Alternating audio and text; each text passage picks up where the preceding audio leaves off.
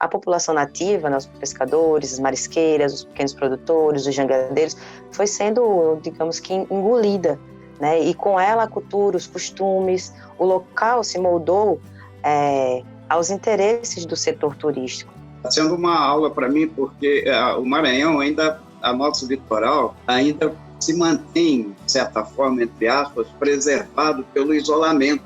Os pescadores têm avançado radicalmente, não, nas suas formas de organização e de mobilização.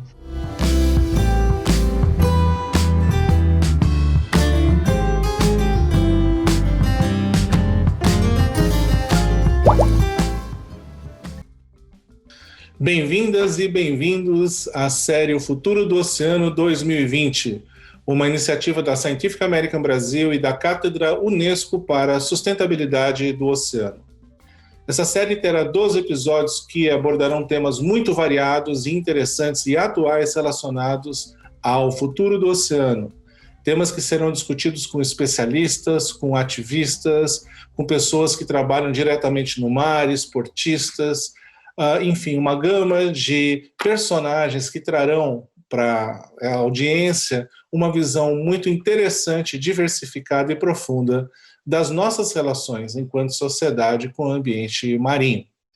Dentre esses temas, na semana anterior, no episódio anterior, discutimos o tema biodiversidade, áreas marinhas protegidas. Anteriormente, discutimos biodiversidade sobre o contexto dos recursos pesqueiros. E hoje, falando de culturas litorâneas, obviamente, vamos resgatar alguns pontos muito tocados nesses dois últimos episódios, que são relevantes para a gente pensar o que está acontecendo com os povos do mar. O Brasil foi colonizado a partir do seu litoral, espaço e território cultural indígena que assistiu à chegada do colonizador português, africanos e, por último, imigrantes europeus de múltiplas nacionalidades. Esse amálgama produziu nossas três grandes culturas marítimas, ou pelo menos essas três, a jangadeira, a caiçara e a açoriana, que a gente vai explorar e aprofundar com vocês. E um rico patrimônio cultural que precisa ser mais conhecido e preservado. Para discutir esse tema, temos aqui três convidados especiais, que é a Naina Pierre, a Lica Souza e o Luiz Felipe Andrés. A Naina é uruguaia, socióloga, mestre em educação ambiental, doutora em meio ambiente e desenvolvimento e pós-doutora em socioeconomia pesqueira. É professora do Centro de Estudos do Mar da Universidade Federal do Paraná e da pós-graduação em meio ambiente e desenvolvimento também da UFPR. Ela pesquisa as questões socioambientais costeiras e marinhas com foco na pesca artesanal e o papel das mulheres na pesca. Bem-vinda, Naina. Lica Souza é engenheira de pesca pela Universidade Federal Rural de Pernambuco. Trabalha com conservação, educação e recuperação ambiental com ênfase em ecossistemas costeiros. É ativista ambiental junto ao movimento Salve Maracaípe e coordenadora de trilhas ecopedagógicas para a proteção do manguezal em Porto de Galinhas, Pernambuco. Prazer tê-la aqui, Lica. E Luiz Felipe de Carvalho Castro Andrés, né, conhecido como Felipe, é engenheiro civil e mestre em desenvolvimento urbano. É autor da pesquisa nos anos de 86 e 87 e do livro, em 98, sobre as embarcações do Maranhão, recuperação das técnicas tradicionais populares de construção naval. É criador do estaleiro Escola do Maranhão, do qual é diretor desde a sua fundação em dezembro de 2006. Felipe, muito bem-vindo. E dando as boas-vindas a todas, gostaria de começar essa discussão lembrando que a gente vai falar de culturas litorâneas, de povos do mar e as suas várias interfaces. E a gente tem que, então, circunscrever essa discussão. E a minha primeira pergunta para vocês, começando pela Naina, já partindo da provocação, de que nós temos aí, basicamente, três grandes núcleos de culturas litorâneas, se é que a gente pode chamar assim, né? Eu queria que a Naina explorasse um pouquinho isso, depois passasse a palavra para o Felipe e para a Lica, do que a gente está falando. O que são os povos do mar no Brasil? Né? Quem faz parte disso? Né? Como que a gente pode compreender, né, o que delimita, o que determina os povos do mar no Brasil? Naina, por favor. Bom, bom dia a todos e a todas. Agradeço muito o convite e vamos lá. Bom, no Brasil existe, os últimos dados que nós temos, que são de 2015, lamentavelmente as estatísticas relativas à pesca não estão sendo feitas, não, pelos órgãos responsáveis. Então, os dados que temos, que são de 2015, de registro de pescadores profissionais, dá uma cifra alrededor de 1.100.000 pessoas, não, registradas como tais, dos quais mais ou menos 43% são do litoral. Por sua vez, desse total, 99% são pescadores artesanais, que nós chamamos de pescadores artesanais. Então, estamos falando de um volume importante, não, de profissionais, que se contamos as famílias podemos multiplicar por 3,5, então já estamos falando de 1,5 milhão. Se, por sua vez, consideramos a cadeia produtiva de 2, 3 postos de trabalho por cada pescador, é outro 1,5 milhão, não? Então, é uma proporção importante da população que, digamos, esse é um aspecto, não? Um outro aspecto é o fato de que eles são responsáveis pela produção da maior parte do pescado que se consome no país, não? Ou seja, que é alimento. Então, tem um papel importante na soberania alimentar, e também, digamos, no combate, na diminuição da pobreza, desde que são empregos, não? Um autoemprego, mas é emprego fim. Então, é diminuição da pobreza, é produção de comida rica em proteína, não? Para a nossa população, não? Então, esse é um aspecto. O outro aspecto é o cultural, não? Que eles têm, são populações remanescentes, não? Que têm vivido relativamente isoladas, não? Em distintas regiões, e que têm mantido, têm criado e mantido uma cultura própria, modo de vida, cultura própria, não? Que os caracteriza como uma das populações tradicionais do Brasil, não? Então, como destacou Alexander, há modalidades diferentes, por traços culturais diferentes, por processos históricos diferentes, não? Então, a gente tem no Nordeste, que concentra a maior parte dos pescadores artesanais e também a maior parte da produção, não? Estão os chamados jangadeiros, porque utilizam a jangada como embarcação, não?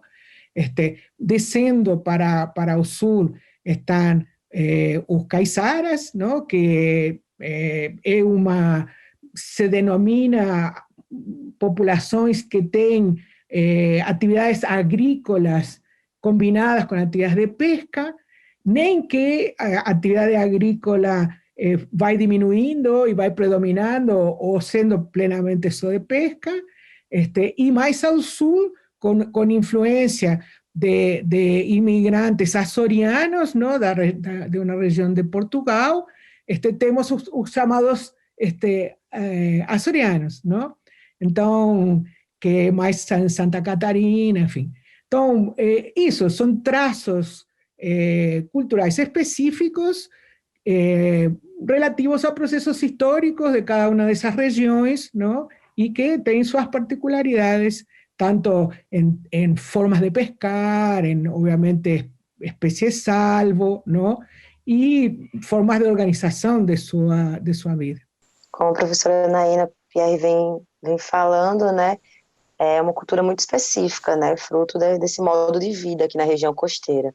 Bom, eu acredito que boa parte dos problemas ambientais, né, da região costeira está relacionada com a concentração populacional, com a ocupação desordenada desse espaço, né, e também é um modelo de desenvolvimento historicamente posto a essas regiões costeiras, né.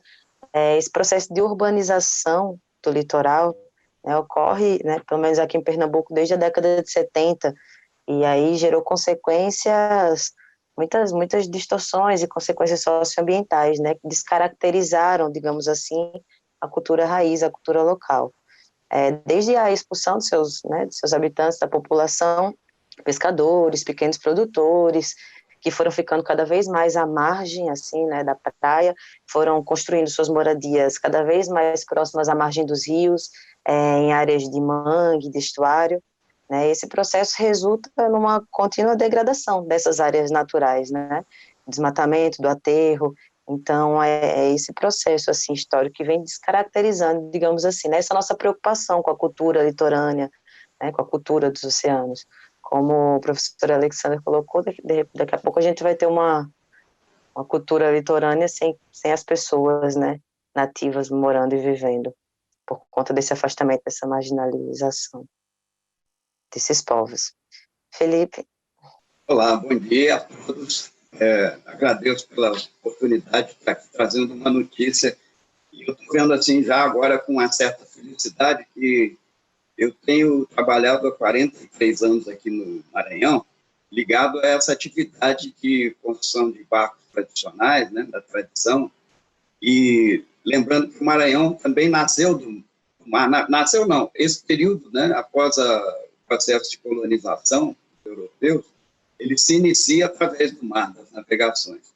E essa tradição se perpetuou por uma configuração geográfica muito singular que preserva aqui na nossa região as origens dessa população que vive no mar, à beira do mar, e também nos grandes lagos. Nós temos uma região, quase um Pantanal aqui no Maranhão, e ele é, como pré-Amazônia, tem uma bacia hidrográfica generosa, vários rios navegáveis. Então, não é só no litoral. A população maranhense pratica a convivência com o meio do mar, dos rios, dos lagos, por sua própria configuração geográfica. E é muito preservado, né, comparando com o restante do litoral brasileiro, porque exatamente pela impossibilidade de construir rodovias à beira-mar. Porque o Maranhão é assolado por marés, o nosso litoral, por marés de amplitude de até 7 metros, o que torna o litoral extremamente recortado e grandes faixas de manguezais. A maior parte das áreas das florestas de manguezais do Brasil está concentrado entre o delta do Parnaíba e a foz do Rio Amazonas, nessa região. Isso impede essa opção desastrosa que o nosso país, infelizmente, foi obrigado a engolir, que é a preferência pelo transporte rodoviário. Aqui não é possível fazer estradas litorâneas. Então, as populações litorâneas, elas são nativas e elas se preservam ali porque ali está a sua subsistência, através da pesca. E elas dependem dessas embarcações feitas por eles, né, com técnicas que foram passadas de pai para filho ao longo desses 400 anos, e dependem delas para a sua subsistência, não só como meio de transporte, mas como pesca, enfim, até como casa. Muitas vezes a embarcação é a própria residência. Então, a gente está em contato com uma região onde as práticas, o modo de vida baseado na navegação, no contato com o mar, é muito importante. E lembrando sempre que tem destruído muito, a contribuição maior para a destruição dos oceanos é carreada através dos rios que jogam os detritos que vêm do continente para dentro dos oceanos. Então, nós temos aqui um ponto de contato entre esses, porque tem os rios caudalosos, né, que desaguam aqui na nossa costa e que trazem muita poluição dos centros urbanos, como a própria capital, São Luís, e 1.300.000 pessoas que moram nessa ilha. Então, nós estamos nesse cenário, esse conflito que há de destruição ambiental dos manguezais, que aqui ainda são muito preservados. Eu estou muito feliz de estar aqui, podendo trazer esse cenário da costa maranhense, que é muito rica para esse debate.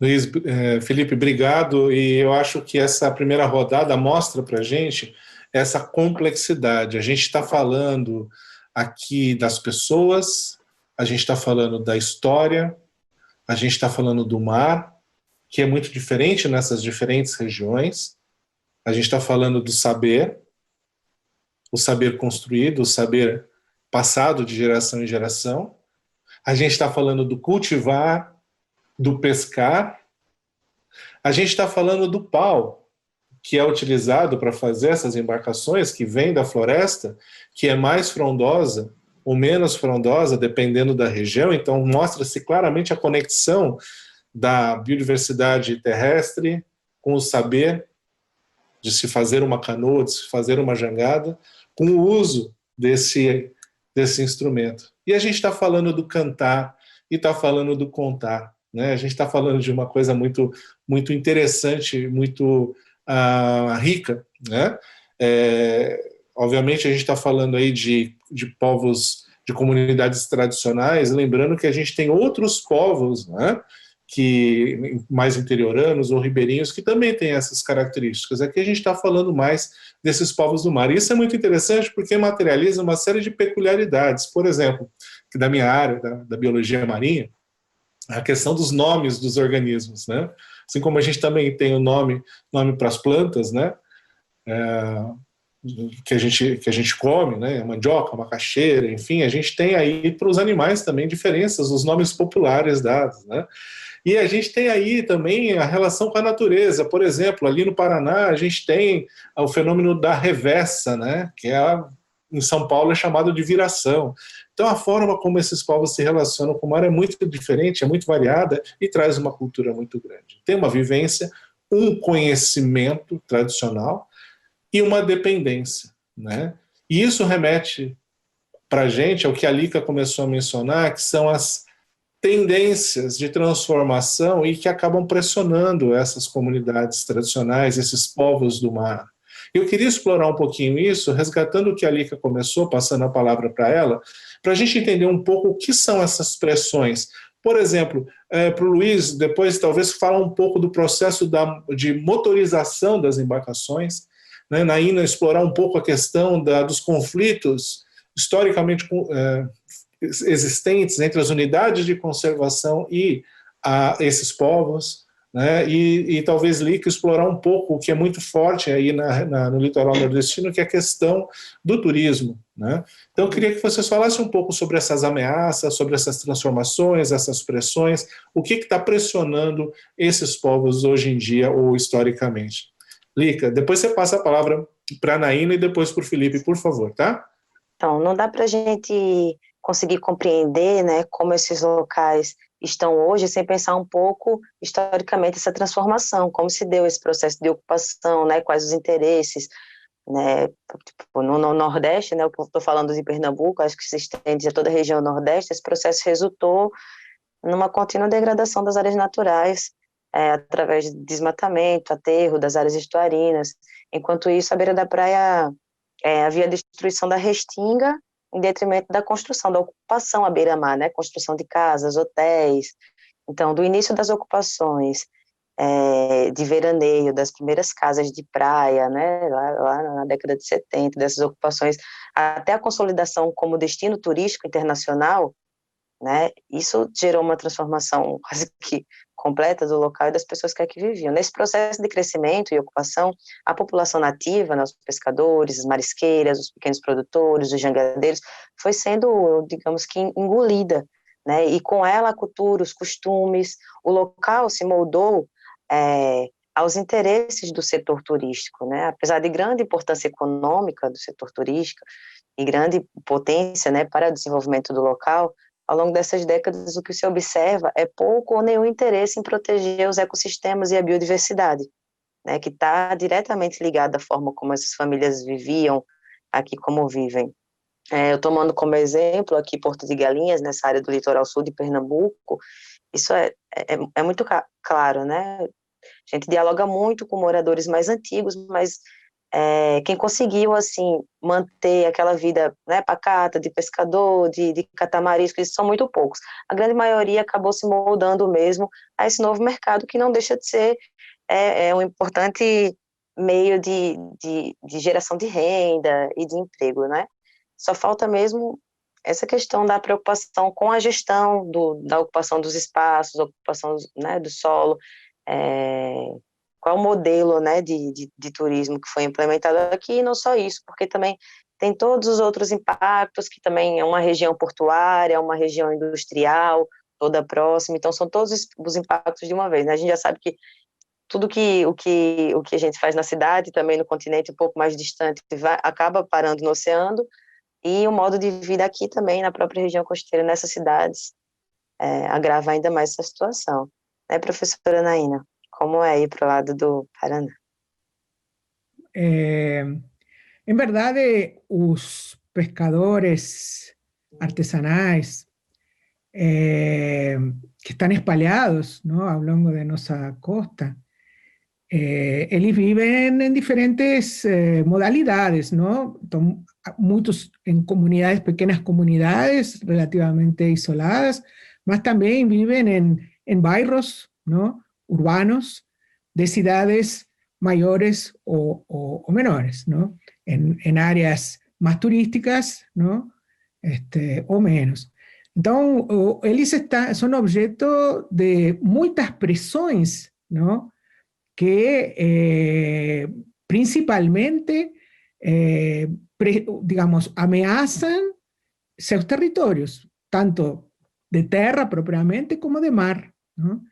Então, são o avanço dos portos, das indústrias, do petróleo, da própria maricultura,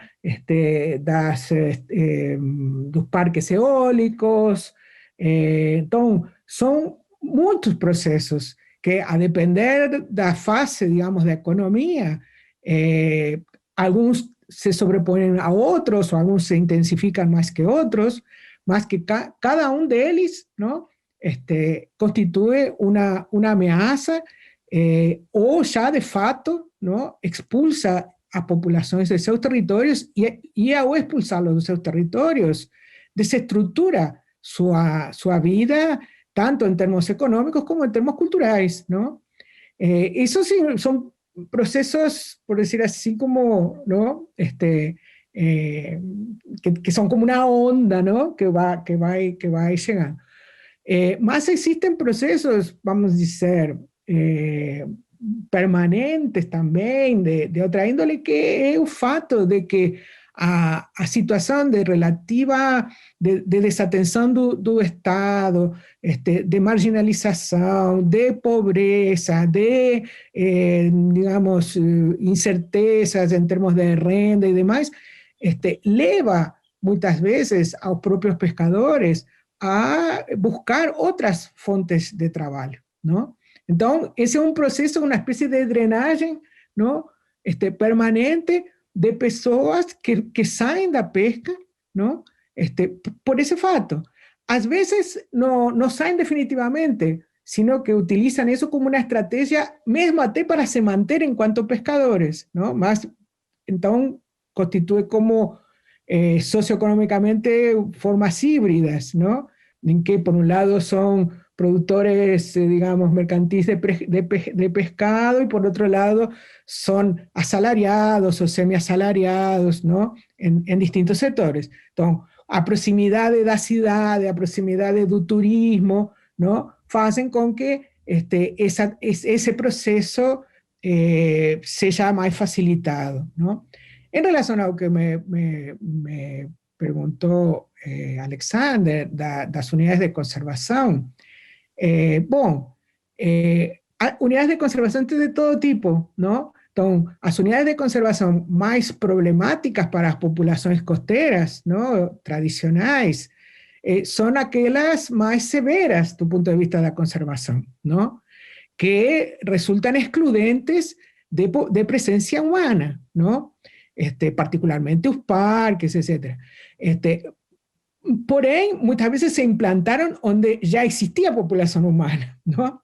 Entonces, y hay formas de implantación, muchas veces no fueron participativas, no hubo consultas, fueron, digamos, autoritarias, ¿no? Tecnocrático-autoritarias. Entonces, eso geró muitos conflitos, não? E situações muito difíceis, não? Para essas populações que, ainda que sejam toleradas dentro de um parque, vivem com uma espada de Damocles acima da cabeça, vigiadas, não? E ameaçadas de expulsão. Mas eu vou dizer que esses processos não são os mais recentes, já são antigos, não? A ameaça mais recente que tenha a ver com unidades de conservação e nas unidades de conservação que são mais includentes dos pescadores, como são as reservas extrativistas marinhas, não? Que a reserva extrativista é modelo de unidade de conservação que pensa em manter não somente os recursos naturais, não? Como as populações, não? E se faz arranjo de una modalidad de uso dos recursos para darle sustentabilidade tanto a esses recursos como a própria população. Então, são uma figura muito querida e conquistada por lutas socioambientais, não? Começando por Chico Mendes, lá na Amazônia. Então, essas unidades de conservação, por exemplo, não? São hoje objeto de ameaças de formas de privatização, não? Que no es así una privatización totalmente formalizada, legalizada, ¿no? Más se está buscando esas formas, porque nos estamos viviendo un proceso donde se están mudando, las leyes comienzan por no se cumplir o no se cumplir mucho, digamos, ¿no? Plenamente, y después van mudando, y lo que está pasando es que se va rebajando. Entonces, una das formas em que isso está acontecendo é avanço de privatização de áreas de conservação ocupadas, digamos, com populações costeiras de pescadores, e isso é muito grave.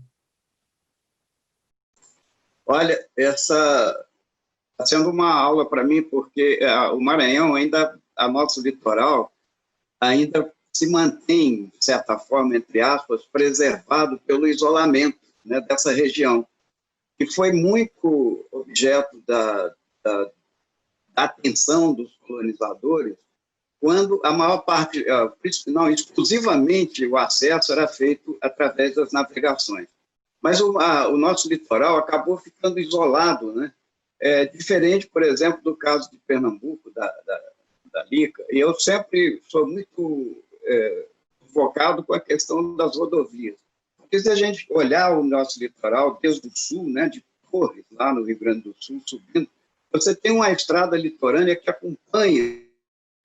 E onde chega a estrada com caminhão, com essa acessibilidade fácil, essa concorrência entre os povos nativos que estavam ali vivendo da sua subsistência, da pesca e tudo mais, e a chegada desse impacto da civilização é muito desigual. Eu tenho um exemplo só aqui, pertinho, onde acontece isso de forma pontual, que é na foz do Rio Preguiças, na famosa Parque Nacional dos Lençóis Maranhenses, onde surgiu um paraíso do kitesurf. Ora, a chegada de europeus e americanos, que vêm diretamente, eles desembarcam no aeroporto de São Luís e correm para esse point lá de Atins, que era uma colônia de pescadores que viviam isolados ali na sua vida, na sua economia de subsistência.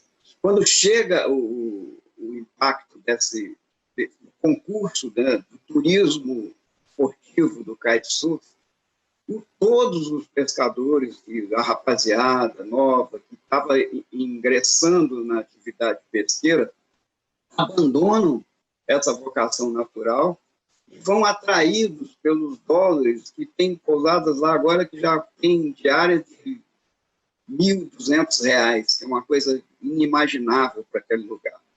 E aí há esse desvio que a Naina e a Lica acusaram, que já acontece, né, nos seus respectivos litorais de Pernambuco, do Nordeste, da Bahia, onde há estradas litorâneas. Chega esse impacto dessa concorrência com o turismo, que traz o dinheiro na mão, e aí a rapaziada abandona lá em Atins, está sofrendo esse problema. Agora você procura peixe, o próprio turista já não encontra mais, porque todos os pescadores estão trabalhando como serviçais desse turismo rico, né? Pessoas que vêm de longe para praticar, atraídos pelo vento maravilhoso que tem lá.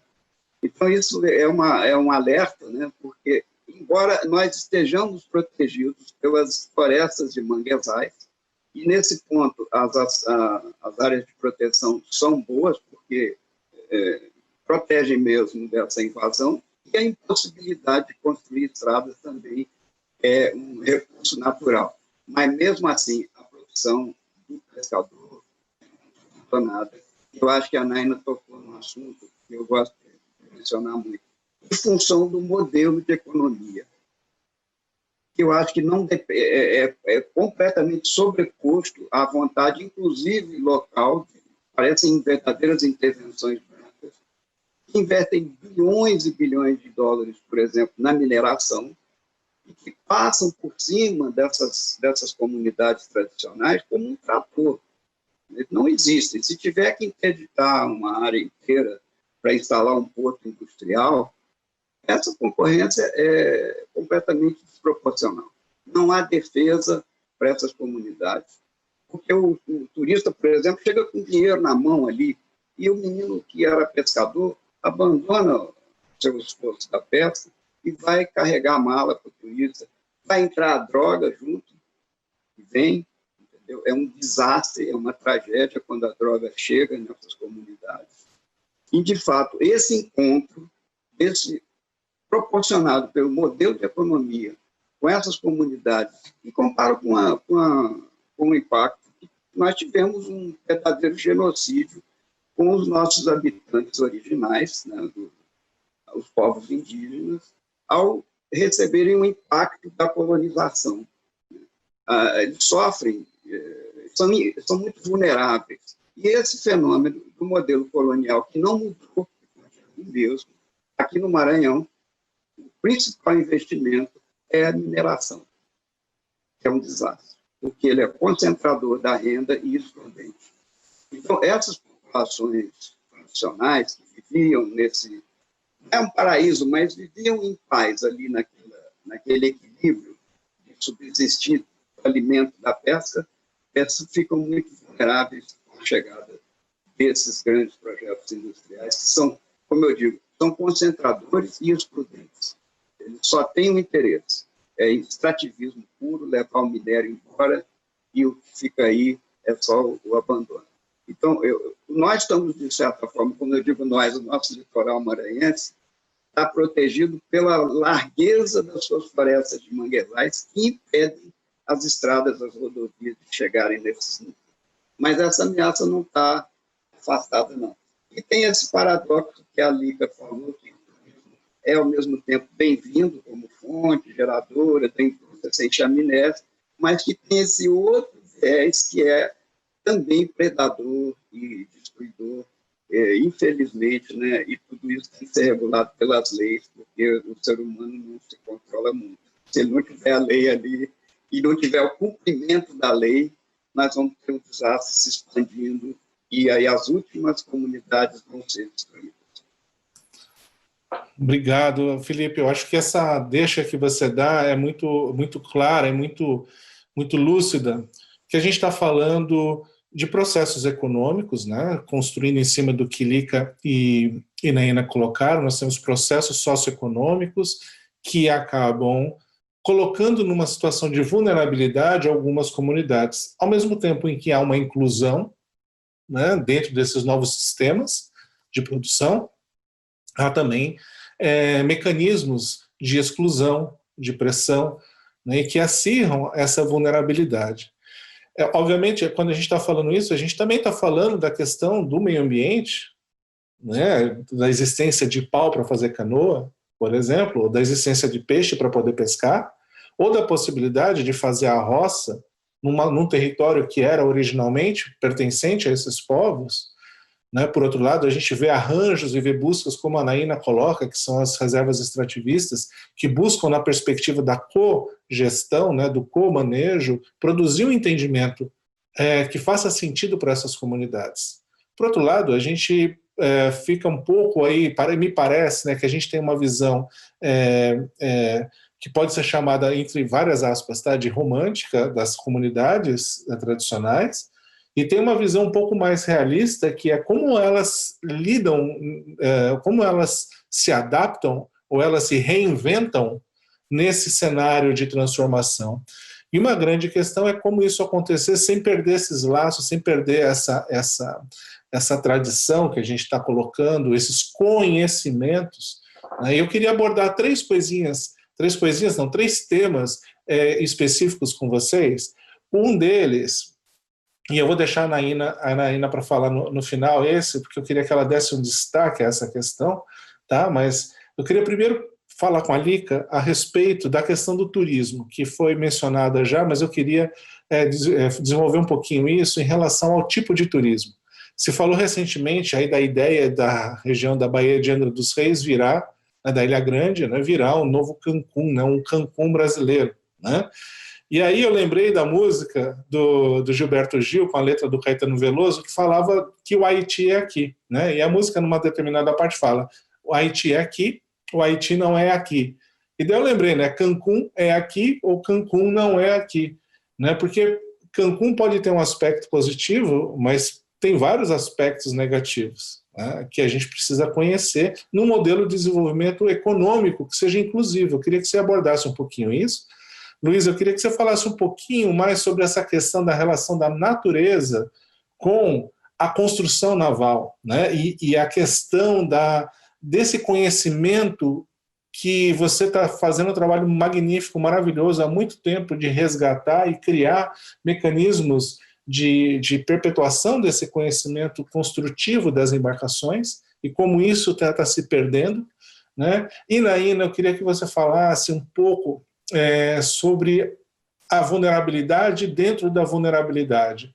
Queria que você falasse das mulheres, porque se essas comunidades, né, se esses povos estão vulneráveis, as mulheres dentro desses povos, elas estão vulneráveis ao quadrado, né? Assim, elas têm um agravamento dessa questão. Eu queria que você explorasse um pouco isso, porque essa é uma questão muito, muito sensível. É importante que as pessoas compreendam essas particularidades que são tão graves ao longo do nosso litoral. Então, eu pediria para a Lica, depois Felipe e depois Naina, para falarem sobre esses temas, por favor. Sim, professor, então, tudo perpassa por esse modelo mesmo, né? Esse modelo de turismo que é desenvolvido. Bom, eu imagino, porque tudo começou com um passeio de jangada, né, das jangadas que já eram utilizadas pelos povos aqui para pescar e tudo, e é um passeio muito lindo. Vocês sabem que as águas aqui no Nordeste são azuis, cristalinas, né? Temperatura bem agradável durante todo o ano, então a questão das estradas, como o professor Luiz bem colocou, não poderia ser diferente, né? O problema todo está também na questão da gestão desse lugar. O plano diretor, né, do lugar da região não coloca o lugar como uma área com grande potencial turístico em áreas naturais, que precisa ser preservado, um local para se tornar um parque de preservação, né, com esse potencial. Enquadra o lugar também nesse lugar de industrialização, né, portuária, Porto de Suape aqui do lado, né, muitos desses impactos que a gente vê hoje, né, remetem ainda à época da construção do porto, onde tiveram a primeira grande ocupação dos trabalhadores, né, esse primeiro boom, assim. Então o lugar começou a crescer desordenadamente, construção, né, de flats, de prédio, de tudo. Então essa gestão de ocupação do solo, né, essas liberações que são dadas assim indiscriminadamente para construções em áreas que não poderiam, né, que são sensíveis, porque antes das piscinas naturais ser um cartão postal, né, um destino internacional para visita, antes de ser um lugar que você pode mergulhar para interagir com os corais e conhecer o fundo do mar usando uma máscara, é um berçário do oceano, né? Antes de ser para que a gente usufrua, é um berçário, é um local onde várias espécies estão lá na sua primeira forma de vida, né? É um lugar que leva muito tempo para se regenerar, para se readaptar quando é agredido, quando é, né? Então, são ecossistemas muito sensíveis, vulneráveis, esses ecossistemas onde são desenvolvidas as principais atividades turísticas, entende? Que são as piscinas naturais, que é o estuário, né, o rio, o manguezal.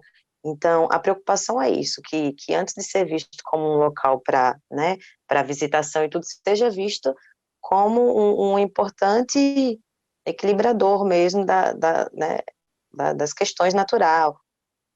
São berçários da vida marinha, né? São lugares onde as espécies vão para se proteger, para se alimentar, para se desenvolver, para se reproduzir. Isso fica um pouco aquém disso. Então, toda essa questão, principalmente disso, que perpassa pelo poder público mesmo, né? Da liberação de obras, de construções, né? Que só visam o potencial econômico que vai se desenvolver lá e que nem é muito também, sabe? Que é um modelo que, vamos pensar, grandes resorts sobem à beira-mar, né? Destroem a faixa de praia, área de restinga, né? Com esse, que eu acho tão arcaico ainda esse discurso de que vai gerar emprego e renda, quando na verdade a gente sabe que o que gera é subemprego, né? Ou empregos temporários durante a construção ali, e que, na verdade, o que a gente já observa aqui são dois aspectos, assim, diferentes, né? Tem esse turismo que a população local meio que conseguiu ainda se apropriar, que são os jangadeiros que fazem passeio de jangada, os bugueiros que fazem passeio de bug, né? Esse tipo de coisa, são guias que fazem trilhas, mas tem também outro aspecto turístico que na verdade, movimenta muito a pequena economia local, não movimenta de forma alguma, porque os turistas ficam trancados nos resorts, consumindo tudo lá dentro mesmo, lá dentro tem tudo. Então, né, é um discurso, quando vai se construir isso, é um discurso que vai gerar, vai aquecer a economia local, mas que na verdade nem fica. O que a gente tem visto muito é os espaços públicos, assim, meio que já com esse outro tipo de turista, né, muitos prédios, flats, subindo, então as pessoas alugam mensalmente, isso quebra a economia local, que se baseia nas hospedagens das pequenas pousadas, dos hostels, né, dos pequenos restaurantes, bares. Então, né, tem esses dois modelos, assim, de turismo, que tem esse potencial econômico, mas precisa ser acessível, precisa ser, né, o local precisa vender essa experiência mesmo, de conhecer o lugar, as áreas naturais como são, né, o modo de vida das pessoas, a cultura, tem muita coisa aqui muito incrível, com potencial turístico muito rico e que é engolido pelas grandes corporações, né, por esse modelo todo. Eu acho que a questão é bem essa. Comparando, eu conheço lá em Pernambuco, já fiz vários, eu fiz o parecer de tombamento do registro do frevo, quando foi patrimônio nacional, depois do Caboquinho, enfim, manifestações culturais muito genuínas, né, de Pernambuco. Enfim, e aí acompanhei um pouco isso que você descreveu. A gente está um pouco protegido disso pela configuração geográfica das florestas de manguezais, que afastam o interesse desses grandes empreendimentos industriais. Eles estão focados na extração do minério e levar esse minério embora, que passa pelo Porto de São Luís. O que aconteceu conosco é que quando eu, como mineiro, que não tem mar, né, nasci em Minas, eu de nostalgia, apaixonado pelo mar, eu vim morar aqui, eu fiquei muito encantado logo no primeiro dia com a beleza das embarcações tradicionais, com as velas coloridas, que na época, quando eu cheguei, eram muitas aqui no Porto de São Luís. E quando eu me aproximei, olha só, atraído pela beleza, né?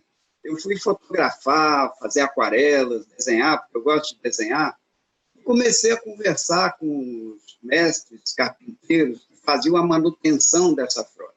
eu comecei a entender que eles é que traziam o peixe das praias litorâneas para a capital, né, que São Luís tem a quinta parte da população de todo o estado concentrado nessa ilha. Toda a concentração da riqueza está nessa ilha. E aí, eu descobri o seguinte, que os mestres carpinteiros reclamavam muito do abandono deles como profissionais. Não tinha lugar onde trabalhar, na lama, no sol, na chuva. E quando fui para o litoral, como engenheiro, para construir uma subestação de energia elétrica na região que não tinha energia elétrica ainda, eu descobri o outro polo dessa chegada deles aqui na ilha, de onde eles partiam, trazendo o peixe para abastecer, o alimento que foi mencionado, né, pela Naina e pela Lica. Os pescadores que abastecem as cidades de peixe, que é um alimento prodigioso. E aí eu fui ver que eles eram abandonados. Eu falei, como assim? Se milhares de famílias aqui no nosso litoral, que é diferente, né, eles sobrevivem, subsistem da pesca artesanal, como os homens que constroem as embarcações têm essa engenharia sofisticada, né, é muito mais exigida do que a minha engenharia civil de construir casa. Construir uma embarcação é muito mais exigido como perfeição de projeto do que uma casa. E aí, como eles podem ser abandonados?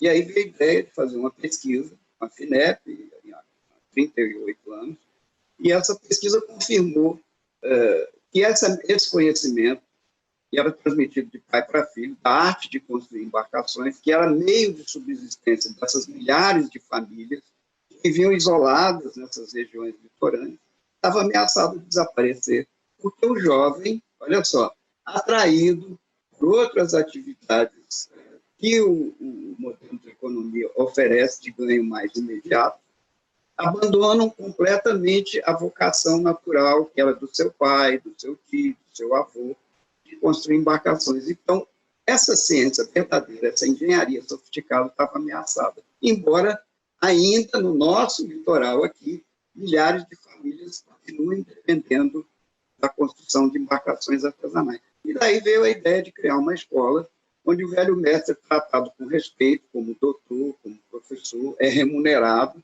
para transmitir esse conhecimento. Uma escola bonita, sou suspeito para falar, mas é como estratégia para que ele voltasse a ter vontade de ensinar, saísse daquele sentimento de rejeição, de depressão, e também para que o jovem, vendo que é uma escola bonita, que tem computador, que é muito importante, ele voltasse a ter interesse em aprender esse ofício. A preocupação inicial foi essa.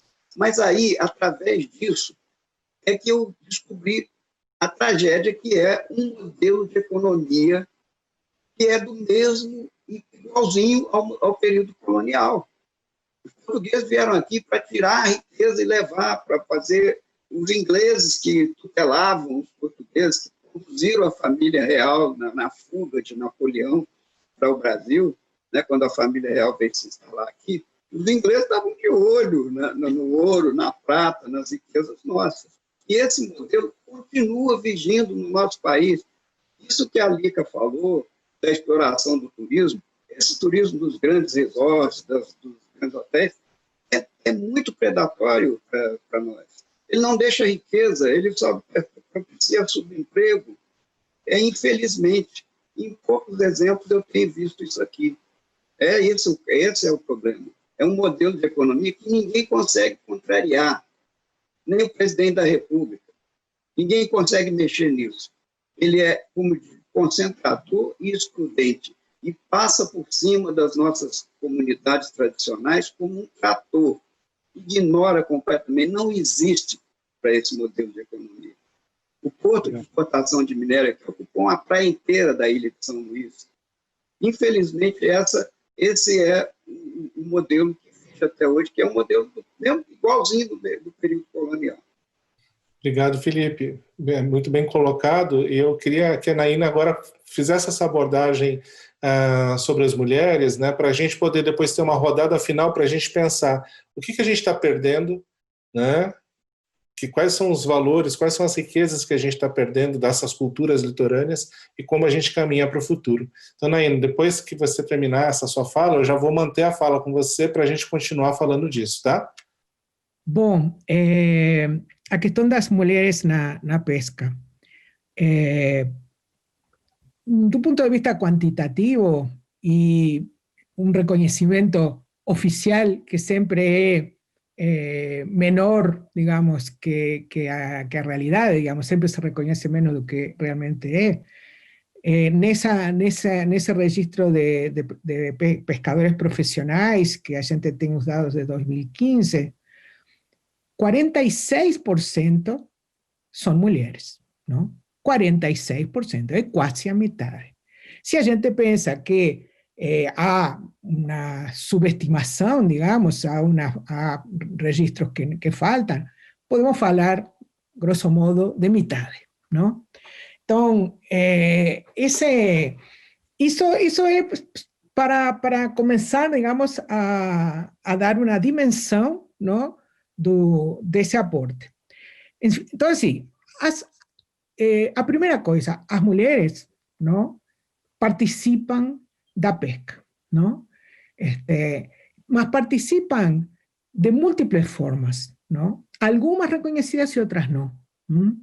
Então, que se considera pesca é uma questão, não? Por muito tempo, a lei reconhecia como pesca só a pesca extrativa, só o fato de pegar um bicho, não, em água, y no reconocía cualquier otro trabajo que es necesario para que ese bicho venga a ser pego, ¿no? Como la elaboración de redes, a manutención de embarcaciones, o tratamento dos peixes, a comercialización, etc., ¿no? Tarefas que muchas veces son desempeñadas por mujeres, ¿no? Entonces, a depender da região, não? A depender das condições físicas, a depender do grau de pobreza, a depender de questões culturais, as mulheres participam mais em uma modalidade que em outra, não? Ou, digamos, diversificadamente. Então, isso é uma questão. Porém, não? A pesar do peso que isso tem na reprodução socioeconômica, ¿no? das populações pesqueras, ¿no? Elas não são igualmente reconhecidas, ¿no? como trabalhadoras do mar, ¿no? Porque muitas vezes, mesmo dentro de suas comunidades, ¿no? Não somente pelo governo, por instituições, ¿no? de fora, por dizer assim, sino dentro de suas comunidades, esses trabalhos aparecem como meras ayudas aos maridos, aos pais, aos irmãos, que são os pescadores verdadeiros, não? E os trabalhos delas como uma extensão do trabalho doméstico. Então, porque elas vão e catam marisco, uma parte do qual vai para a panela, não? Porque elas vão perto das suas casas, porque elas vão nos intervalos em que fazem as tarefas da casa, de fazer a comida, de cuidar dos filhos, de cuidar dos enfermos, não? Então, o que se visualiza como trabalho é o trabalho do homem, não? Que sai ao mar, e mesmo o que vai longe, porque muitas vezes as mulheres, não? Pescam, não? Mas pescam de beirada, não? Então, se pesca de beirada, se cata marisco, não? Isso não é trabalho, não? É uma colaboração, uma ajuda, um complemento, não? Então, como você vê, é algo similar ao que acontece na sociedade como um todo, não?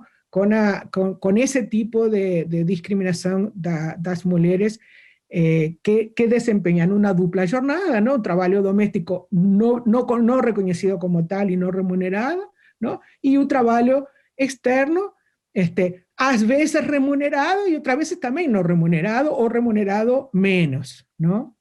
Y como decía Alexander, o fato, digamos, das mulheres ocupar os espaços nas suas casas, na comunidade, nas proximidades, elas têm uma integração, um diálogo com o ambiente natural muito intenso, não? E isso expõe mais, não, a todos os processos de contaminação de água, de contaminação de recursos, de expulsão de território, não? Que muitas mulheres são sozinhas, são mais, digamos, que cuidam sem uma figura masculina de seus filhos, não? E lidam no dia a dia com a sobrevivência, então elas são expostas, digamos, más directamente o más intensivamente a esa serie de amenazas y de impactos, ¿no? Entonces, discriminación, por un lado, ¿no? Desigualdad, discriminación, invisibilización, ¿no? Y por otro lado, vamos a decir, un sufrimiento más intenso de ese tipo de impactos. Obrigado, Naina. Eu acho que fica muito claro aí essa questão, né, que eu tentei ilustrar falando do vulnerável, eu acho que fica muito marcado, né? E isso ilustra uma série de peculiaridades que a gente tem ao longo da costa que podem levar a gente a perder patrimônio, perder valor cultural, perder história, perder práticas, perder conhecimentos, né? Quando a gente não valoriza a mulher na pesca, né, como você relacionou, você tem uma série de questões que acabam se esvaindo. E nesse sentido é importante a gente pensar para o futuro. Eu queria que vocês fizessem uma fala já de fechamento, trazendo essa visão de futuro, né? Como que a gente caminha no futuro? É claro que a cultura é algo mutável, ela vai se adaptando, ela vai se ajustando às novas vicissitudes, às novas realidades, mas como que a gente garante ou reduz a vulnerabilidade desses povos de forma que esses aspectos históricos centrais eles não sejam perdidos? Então eu queria começar com a Naina, depois Felipe e finalizar com a Lica, e já pediria que vocês dessem uma mensagem final para a audiência em relação ao que vocês estão trazendo. Por favor, Naina, Felipe e Lica. Eu vou complementar o que estava falando, porque me parece que esqueci um par de elementos que me parecem importantes.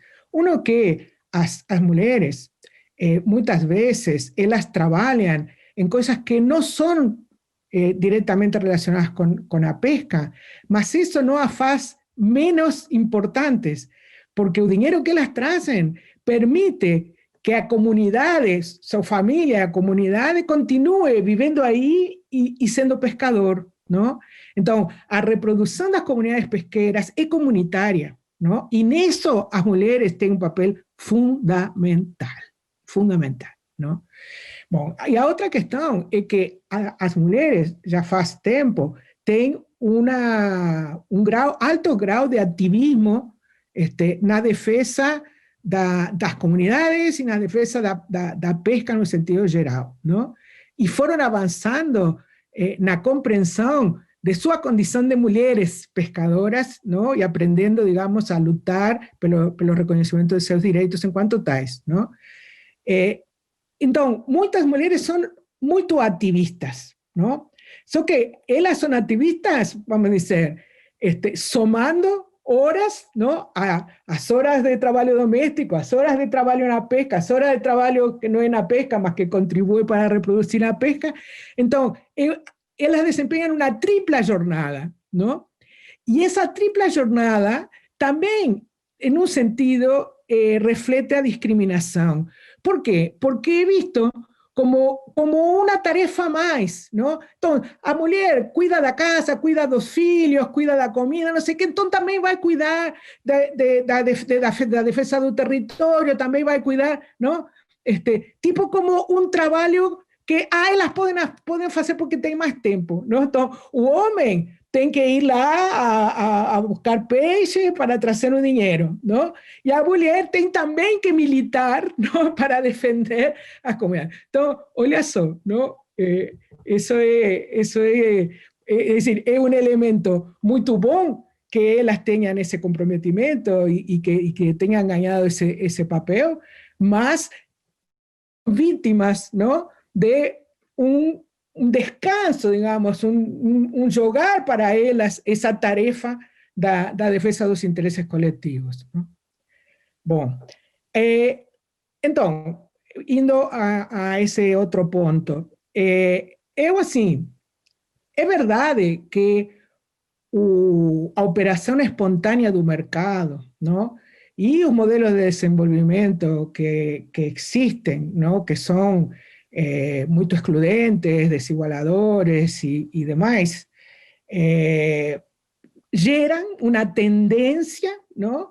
Ao desplazamento dessas populações, a sua desestruturação e, digamos, a uma diminuição e tem quem pode dizer eventual desaparecimento, coisas assim como foi falado aqui no início. Porém, isso é um movimento da realidade, não? Mas a realidade tem contramovimentos a essa tendência, não? E esses contramovimentos são fundamentais, não? Porque por exemplo, para os produtores rurais, não, camponeses, não, é um movimento similar. Não? Os camponeses também têm sido expulsos massivamente do campo, mas se eles resistem, não, faz uma diferença. Não? E que passa? Se a sociedade reconhece o papel importante que eles têm, não? Em diminuição da pobreza, em produção de alimento, em culturas específicas, etc., não? Além dos direitos, ¿no? Direitos humanos que todos os humanos temos, ¿no? Existe a possibilidade, ¿no? E diria a necessidade histórica, ¿no? De defendê-los, eles de resistir, e nós, ¿no? Nós, os cidadãos, ¿no? De apoiar essa resistência, ¿no? E essa resistência os pescadores têm avançado radicalmente, não, nas suas formas de organização e de mobilização. Não?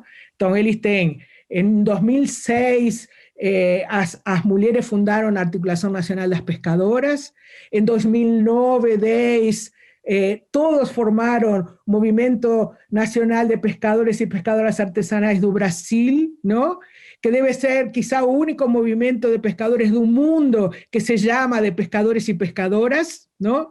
Y eso porque as mulheres tuvieron un papel fundamental, estaban organizadas antes y mucho, y grandes lideranzas eran también grandes lideranzas de un movimiento, vamos a llamar mixto, ¿no?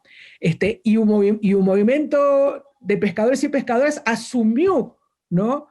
Não só nos seus nomes, sino nas suas reivindicações, as reivindicações específicas das mulheres, e eles têm coisas como, por exemplo, em todos os estados onde eles têm representação, a regra é que tem um coordenador homem e uma coordenadora mulher, não?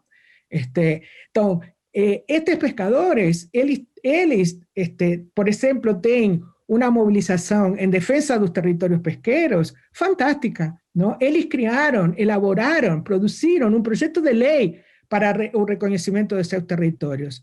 Juntaram miles e miles de assinaturas, mas não chegaram ao mais de 1 milhão que a Constituição exige para que seja considerado um projeto de lei popular e entre no parlamento.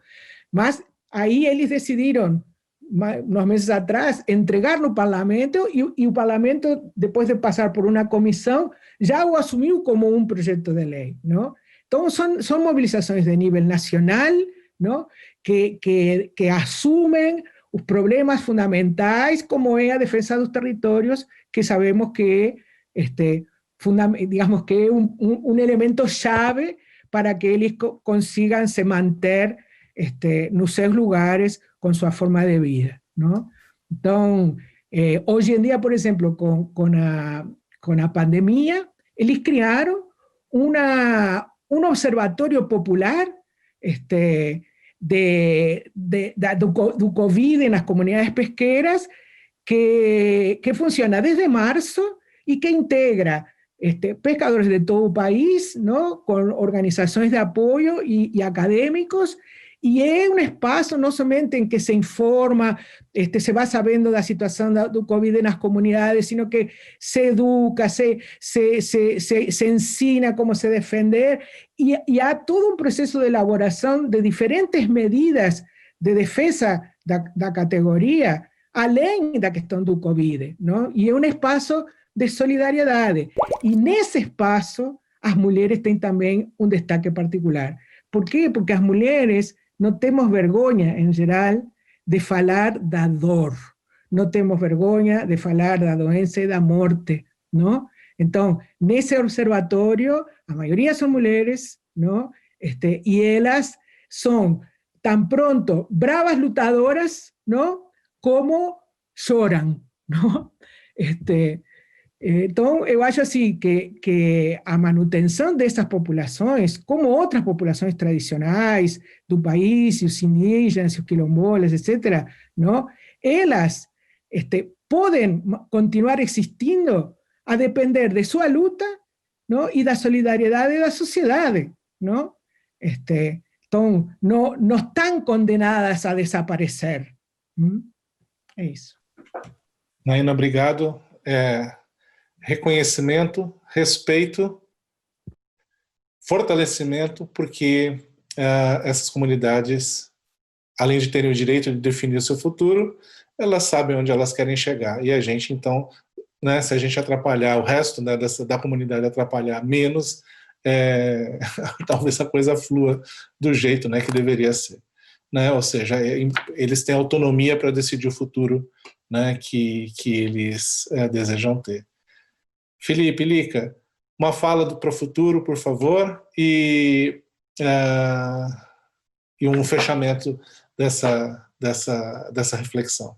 Felipe e depois Lica, por favor. Eu tenho uma visão do enfrentamento muito difícil, porque a força desse modelo de economia é muito desproporcional. A gente tem observado isso aqui. Ao mesmo tempo é paradoxal, mas eu vejo que o Maranhão, embora nesse assunto que nós estamos tratando, tenha essa proteção das florestas de manguezais, da atuação do ICMBio com as diversas áreas de proteção ambiental, que também ajudam bastante, mas ao mesmo tempo um estado que sofre muito com os grandes projetos industriais, bilhões e bilhões de dólares, mas que ao final de 60 anos, 70 anos, nós temos os piores indicadores sociais do Brasil, embora seja um território riquíssimo de águas, de terras férteis, e um litoral também muito rico. Porque é um modelo, como eu digo, eu observo igual do período colonial, concentrador e excludente. A professora Naina acaba de, a meu ver, apresentar uma alternativa que a gente tem adotado na nossa modesta capacidade aqui, que se trata de uma luta de cada local, de cada região, da organização desses grupos para resistir a essa força. A Lica falou muito do turismo, que é um turismo predatório, não tem dúvida. Esse modelo de Cancún, esses grandes resorts, as coisas que vêm com transatlânticos cheios de turistas, só deixam ali, só dão um subemprego, só deixam ali o lixo e vão embora. Então, nós compete discernir entre a diferença em que é um turismo que respeita as culturas locais e não aceitar e evitar o turismo predatório, mas isso é uma política que tem que ser defendida por nós aqui dentro, porque se deixar, vem mesmo, se deixar a porteira aberta, vem, carrega tudo, deixa o lixo e nós vamos ficar só com prejuízo. Então, isso a professora Naina falou, a organização desses grupos. A pesca tem um histórico interessante, que foi a criação das áreas, como é que chama, das colônias, que vem desde lá de trás. Isso deu aos pescadores um certo sentido de organização, eles são capazes de se organizar para um modelo que vem lá de trás das colônias de pesca. Já os construtores navais não tinham isso, por isso estão mais ameaçados. Então, eu acho que essa é uma luta pontual de cada região tem suas peculiaridades, suas ameaças. Ela falou da questão das mulheres, que tem um papel transcendental, importantíssimo nesse processo, Então, eu acho que a mensagem da professora Naina é uma mensagem de otimismo, que há uma esperança, embora seja uma luta muito desigual, preservar a nossa identidade através desses povos tradicionais que estão isolados e que depois vão sendo vilipendiados por essa invasão do capital brutal, né, e desproporcional.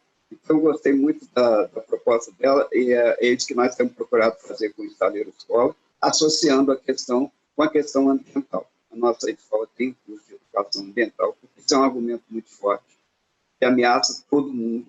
Então, ele serve de bandeira para reforçar essa luta em defesa dessas tradições, do que você mencionou, Alexandre Freire, e também o Nassari, o Alfredo Nassari falou, que é a questão da paisagem cultural. É um conceito importantíssimo para envolver toda essa questão, a questão da paisagem cultural. Meio ambiente, conhecimentos tradicionais, economia de subsistência, juntos para sobreviver, para resistir a esse ataque. Eu agradeço muito a possibilidade de participar com vocês, de trazer um pouquinho da nossa experiência aqui do Maranhão para esse debate, para National Geographic, a Scientific American, a revista fantástica, que usava os desenhos do Escher para ilustrar suas capas, unindo a arte com a ciência. Obrigado. Muito Parabéns importante. pela iniciativa, Alexandre. Muito importante a sua fala, né, e resgatando o que a Naina falou, eu queria ouvir um pouco a Lica, né, com essa visão de perspectiva de futuro e o seu fechamento. Lica, por favor. Sim. Bom, estamos vivendo a década do oceano, né? Eu acho que isso significa uma oportunidade da gente atentar mais para as questões que até então, né, estavam não estava tanto, né, a humanidade, e é também uma responsabilidade. E aí que entra também a questão do ativismo ambiental, né? Não dá para trabalhar com isso, para trabalhar nesses ambientes, naturalmente. Essa questão de ser ativista é algo, né, que faz parte da nossa natureza. Ora, se estou trabalhando na praia, no mangue, nas piscinas, e vejo questões, né, que fogem da responsabilidade ambiental com aquilo, a gente vai, né, atrás de saber, né, quem são os responsáveis e de que forma a gente pode mudar isso, né? Quanto mais informação, mais a nossa responsabilidade, mais a nossa corresponsabilidade, né? Se a gente compreende ali a funcionalidade dos ecossistemas, a interação entre os seres que vivem ali e que forma esse ambiente precisa estar equilibrado para garantir a reprodução, o desenvolvimento e a continuidade, né, da vida no oceano, então acho que é muito nosso papel também a questão do ativismo.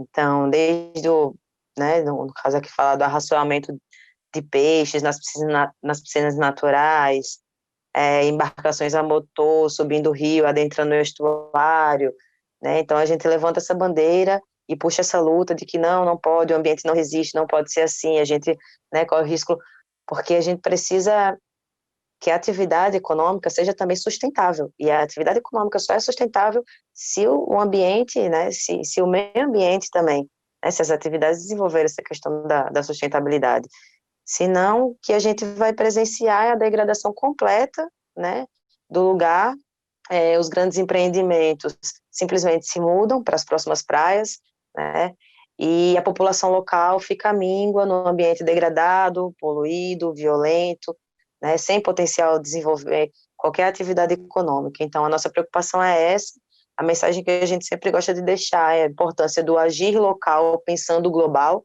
né, acho que mais do que nunca agora isso está muito na nossa mente, é um planeta para um oceano, não importa em onde nós estejamos, né, se tratando de ecossistemas, não existem barreiras, tudo está correlacionado, tudo precisa estar em equilíbrio, né, o oceano é o pulmão responsável pela vida, e acho que isso, muito feliz de ter participado, gratidão, professora Naina, Felipe, professor Alexandre, agir local, pensar global.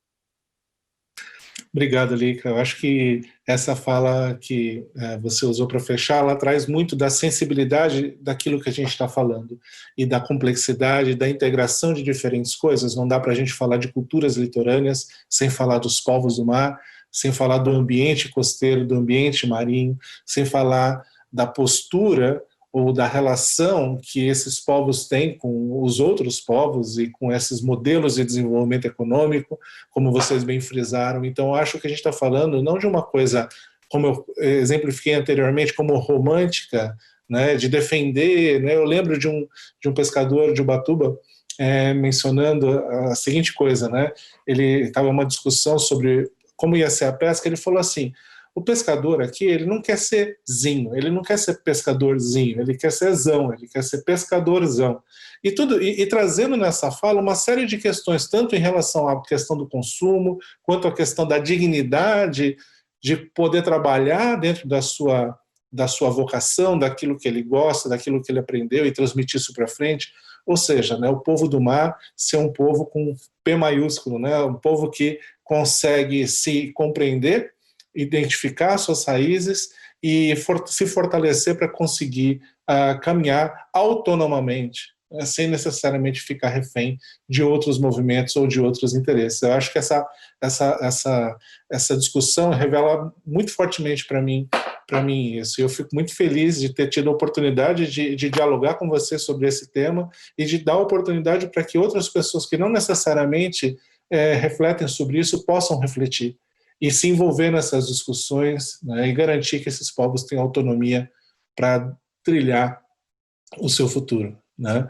Com isso, eu queria agradecer enormemente a vocês, Naina, Felipe e Lica.